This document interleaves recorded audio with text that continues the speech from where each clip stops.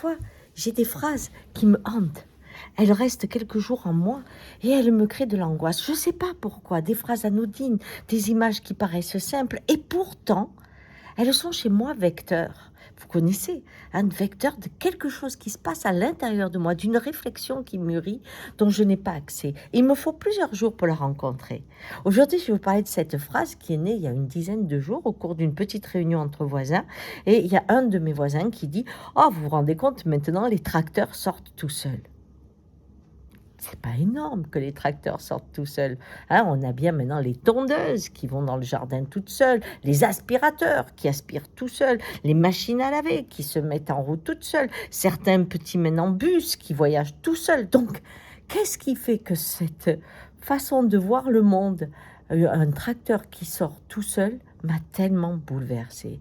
J'arrivais pas à comprendre ces campagnes où j'ai fait les vendanges avec le cheval de Victor, où on faisait la fête de la châtaigne, la fête des vendanges, où on mangeait ensemble, même si on était épuisé avec des ampoules et tout le reste. Tout ça va être remplacé par le silence d'un tracteur.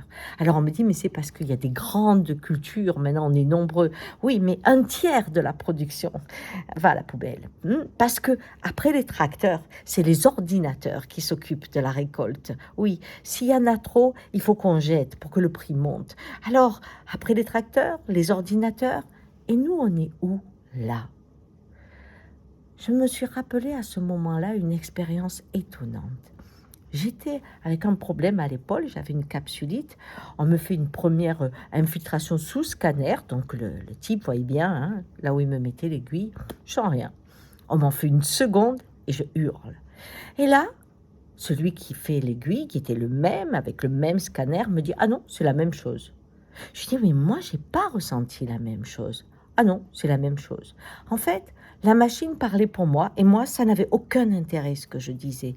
Alors, heureusement, il y a une infirmière, il y a un être humain là-dedans qui me dit en partant « Vous savez, ça n'a pas marché la première fois, vous n'avez rien senti. Maintenant que vous avez eu mal, c'est peut-être que ça va marcher. » Et elle avait raison. Mais le mystère, c'était quoi? Quand on vous met un autiste près d'un arbre, un jeune arbre, ce qu'on se rend compte, c'est que la connexion, quand il y va tous les jours, fait pousser l'arbre beaucoup plus vite. Donc, il n'y a pas que des liens mécaniques. Les liens d'amour produisent autre chose. La nature dit autre chose. Je me souviens d'un de mes patients, médecin légiste, qui me disait, tu sais, des fois, on est très étonnés. Il y a des gens qui se demandent comment ils ont pu rester en vie. Quand on regarde leur corps, on se dit, mais attends, ils ont un cancer jusqu'au fond des yeux. Et la famille dit, non, il allait très très bien. Il est mort d'un coup. Et par contre, on voit des gens mourir. Tout marchait bien. Le mystère de la vie n'est pas mécanique. Et ce matin, j'avais envie de vous dire, la partie n'est pas jouée. Nous avons un choix, nous sommes à l'époque du choix. Ne mettons pas la technologie maître du monde. Parce que sinon, ça va être comme si vous étiez des castors à qui on dit, bah, tu sais maintenant, tu n'as plus besoin de faire des barrages, hein, on les fait pour toi. Alors, c'est quoi le sens du castor à ce moment-là? Allez, il est encore temps, nous pouvons jouer dans cette façon de voir le monde. Ciao.